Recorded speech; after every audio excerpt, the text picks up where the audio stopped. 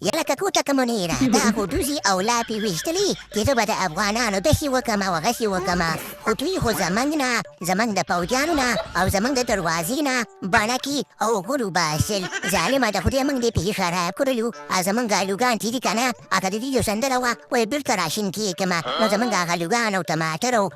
چې خبره شفتالان او امونه او مالټې بېرته راشنې شوې سره د کیلو یاره شاباش شریفه نو بس خیرات کورې که نه اوس مې پلیټ په لاس کې نیولی دی نو تا ته چا ویل چې په موږ باندې غیرت کوه په موږ باندې چې چا غیرت کړی دی که نه نو بیا موږ پرتوبونه په بنګلادیش کې او په تورخم کې پرېښي دي او اوس یې راته چا خبره دروازه سوری که نو تا ته چا ویل چې په موږ باندې غیرت کوه خو په موږ به دې غیرت مې کولو که نه یاره کوټک منیره که چېرته زه خبر وې چې تاسو دومره پاتې خلک یې که نه نو با به وختي کله بنګلادیش ته وړې وله اوس وکړم اوس در کې راګیر یم که نه اوس مې ځنه خلاصې نشته دی او تاسو زه د پاکستان مشر کړی یم که زما منې که نه چېرته راته ریړه ولګوئ یا مې د کوم تنور والا سره شاګرد کړئ خو د دې پاچاهۍ نه مې لرې کې نه مې لګېږي دا شیونه که نه یاره شاباش شریفه چې تا ته ریړه لګوم یا د کوم تنور والا سره شاګرد کوم که نه نو زه خپله ورځ نه شاګرد کېږم ظالمه د خدای زه هم د دې خلکو نه تنګ راغلم بس تېرېږم د دې شي نه شپه ورځ دروغ او دوپرې بعدومه منافقت کوم که نو اوس نه د ریړې کار به شروع کړم د تنور والا سره به شاګرد شم ولې دې دروغ او د دې چا خبره منافقت نه خو به بد یم که نه هغه دنیا خو مې ښایسته به شي که نه دې دنیا کې خو مې سینه ګل کړي دي خیر دی ملا یعقوب صاحب د دې پتلون ویستلو نه نه شل کېږي خیر دروازه خلاصه کړه چې موږ تجارت وکړو موږ پیسې وګټو موږ چا خبره چې پیسې وګټو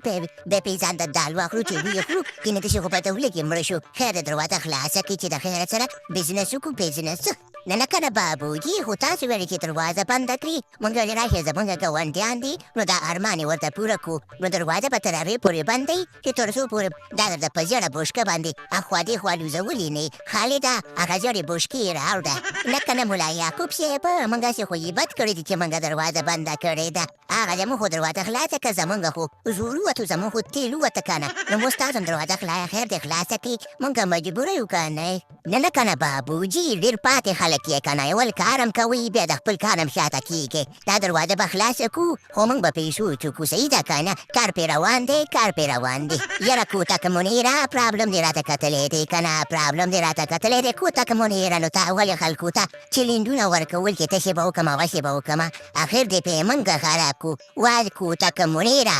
یا زموږ د بربادۍ په تمه نهاتو خلکو واورئ زموږ په تمه موږ کښېنئ موږ به تباه برباد یو په دې دنیا خو په کښتونو او په کارونو باندې ژوند دی او په هغې دنیا کې به د خیره سره موږ د ژبې نه راځوړندئ د خپې نه هم راځوړندئ د خیره سره هغې دنیا کې خو بیخي تباه یو یاره د تباه مړو سره مې ژوند دی د تباه مړو سره مې ژوند دی او زه ځان سره تباه کړمه ښه ساده پاده پنجابی ومه او بس راغمه دلته زه په دې معامله کې ورګډ کړمه پروګرام ته ورګایم